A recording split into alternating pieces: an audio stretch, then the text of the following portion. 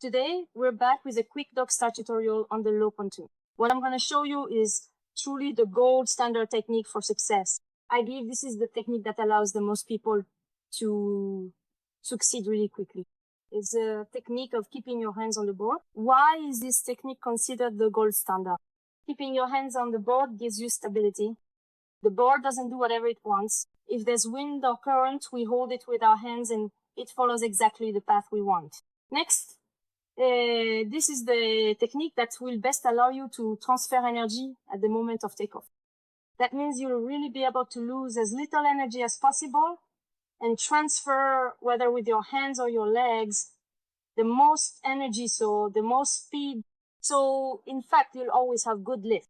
There are a lot of people who start by doing what's basically a naked start or a stationary start, by getting a bit of momentum and throwing the board forward, then jumping onto it. So already jumping onto it while letting go of the board isn't always easy. You often end up with your feet in a random position. You often have an uneven stance. It's really not an easy technique and it doesn't work for everyone. Some people manage just fine this way, but others struggle even after many sessions. And it's even harder if you jump with your back foot first. If you jump with your back foot first, you really hit the brakes right at the start. Anyway, jumping starts are great for doing drop starts. You jump with your front foot first, so the technique is to go fast, like on high docks. On low docks, you absolutely have to keep your hands on the board to transfer as much energy as possible. Here, this is really the ideal dock. It's quite low, so it's really not easy. It's a floating dock, so on top of that, it moves. So you don't necessarily transfer the maximum amount of energy. But what's nice is that you can pass the wing under the dock. And so that's really great for beginners, because if you hit the dock, if your gear or board hits the dock, there's no risk of damaging anything or getting hurt, etc. And you end up in a position where the board is a bit closer to you. So it's really much easier. It keeps you from having to jump far from your board and so on. I'm going to use a CONDOR S, which has a wingspan of 110 centimeters, a surface area of 1,360 square centimeters, with a CONDOR N step and the small mesh board that's 83 centimeters long. I don't recommend the CONDOR S for learning, but aside from that, I think 83 is ideal. I have a 72 centimeter mast, so a 70 or 75 centimeter mast. That's perfect for learning. That's really what you need. And I'm going to show you that. I'm going to put my wing underneath and I can move around with the wing. That way I can walk and move with the wing. If you have the chance to learn Dockstart. So the first step to getting started with Dockstart is going to be walking, moving around with the board, running. Here you can see I can pass the wing underneath. That's why it's really ideal for learning. At first, don't hesitate to give the foil a little push to create some lift and make it easier to move around with. Once there's a bit of lift, you'll be able to really lean on it by walking quickly and running. When you're running, you really need to have your upper body positioned above the board. The board should already be supporting a large part of your weight, so all that's left is to transfer your feet onto it. When you step onto the board, there won't be a big sudden gap. And we're going to try to balance the weight between the front hand and the back hand so that the mast stays nice and high, the board doesn't tilt up too much or drop down, and we reach the end of the dock with a good mast height. To lift the board up a bit, you press down on the back hand. If you want to lower it a little, you press down on the front hand. The goal is to balance the two hands a bit. Once you're comfortable with the short run and you feel ready, then we're at the second step. It's time for the first attempt. Let me remind you, when you run with your toes pointed forward, and you also try to keep your head looking and pointing forward. This will help the foil stay on a straight path. You really want to put your body weight onto the board, keep your hands on the board, and when you reach the end of the dock, place your back foot first, then your front foot, all while keeping your hands in position on the rails to balance yourself. For the first attempt, the goal is to get onto the board and balance yourself using your hands and feet. Do not lift your hands off the board and keep your balance until the board touches the water. This is a trial run that helps to demystify the foil a bit and to understand that you're not going to get hurt, that it's not dangerous. There's really no risk at all with this attempt. We're going to do several like this to understand balance, to get the feel for starting off, and to be a little less afraid. Now that you've done several tries like this and you're starting to get a feel for the balance of the foil, the third step is to do the same thing. But once your feet are in position, you'll take your hands off and let the foil glide. We're going to try to balance the foil using only our feet, making sure the board stays level and glides until we lose speed and the board touches the water. The goal is for it to stay level and gradually settle back into the water, so you can go as far as possible like that. Some of the small issues you might run into are having trouble going straight. If you're not going straight, if you're turning a bit too much to the right or to the left, it's because you're looking at your feet, you're watching the board too closely, or your shoulders and body are turned too much toward the board, or the direction you're going. The goal is really to run with your toes parallel. That will force you to keep your shoulders straighter and your head looking straight ahead as well. Eventually, just at the moment you place your feet, you can look at the board. This is really all about where you're looking. It's normal at first. You need to try several times before gradually being able to go straight. Going straight is really important because when you turn, you actually lose your balance, and it's pretty hard to recover it, also makes you lose speed. The goal at first is really to go straight. You need to try several times like this, learn to go straight, understand the balance of the foil, let go of your hands, and just glide before moving on to pumping. Once you have the balance of the foil, you know how to start well and glide. Now you're ready to start practicing pumping. At first, you'll try to pump in whatever way feels right to you, like you've seen videos and so on. The goal is to see how the foil reacts, to understand for yourself a bit how the foil responds. The common mistakes we see are that people try to pump too quickly. They make movements that are way too fast. The foil in fact doesn't have time to react. Especially with beginner setups, the foils are intentionally a bit less responsive so that when you make a small mistake, you can reposition your feet without it suddenly turning or sinking and so on. The second mistake sometimes is also leaning too far back. That's when you fall backward, when the foil lifts up too much and so on. Another mistake is that sometimes people pump using only their back foot. This also goes along with the previous mistake of leaning too far back. Sometimes people pump too much with their back foot and too quickly. They give a lot of kicks with the back foot, and that's not real pumping. Proper pumping comes from both legs, and using the back foot too much actually slows down the foil and makes it lift up too much. So actually beginners often lack pumping with the front foot. When you get on the board, you're going to lower yourself a little. You give a little push with the back foot to make it rise again, but after that you shouldn't keep giving multiple pushes with the back foot. Once you've come back up, the goal is to straighten out and then press down on the front foot to bring the board down. Don't be afraid to lower the board so it can pick up speed, because if you don't generate acceleration, if you don't create speed, you won't be able to pump for long. You won't be able to cover much distance, so don't hesitate to press down on the front foot and lower the board. And once you've lowered the board and felt a little burst of speed, then you can press down on the back foot. And one last mistake, well, it's not necessarily a technical mistake, is sometimes being a bit too stubborn. So sometimes you get stuck using a bad technique, a technique that isn't really recommended or is only recommended by very few people. That's why sometimes it's better not to. It's better to use the technique that everyone uses, the technique that works for most people, the so-called gold standard technique, even if it's not necessarily the one we wanted to use because we prefer to let go of the hands or whatever. There you go. So depending on your spot, depending on the start you're learning, you should copy the best people at that spot. So if the best riders at your spot use a certain start, it means that start is the most suitable for that dock, that rock, etc. So always copy the best at your spot and try to take their advice. That's it.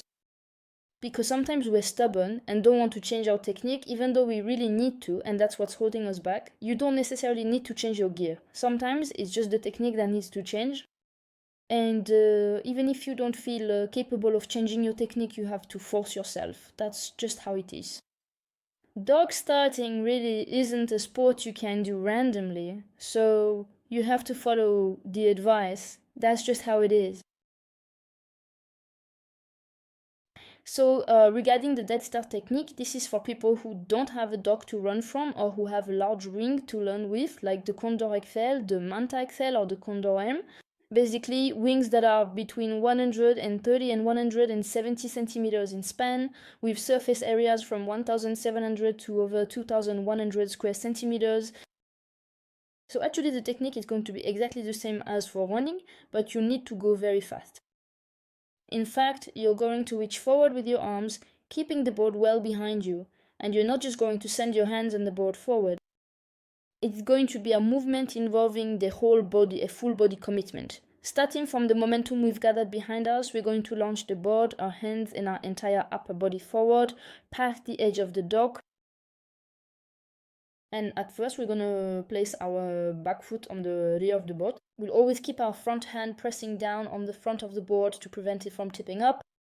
And what really gives you a burst of energy during the dead start is that your front foot, the last foot to stay on the dock, will give a push. It pushes off the dock as if you're trying to push yourself away from it. And that's what will allow the board to move forward even more. So the front foot is the last one to be placed on the board. And before you put it on, it gives you the strongest possible push-off. And then after that, you find your balance and do a few pumps. It's exactly the same thing. You can first keep your hands on the board, then glide, and then pump. It's exactly the same thing, but with a dead start, you won't necessarily have much speed at the beginning. So to start with a dead start, you really need a generous lift-giving wing. But otherwise, it's absolutely possible to start directly with a dead start as long as you have the right gear.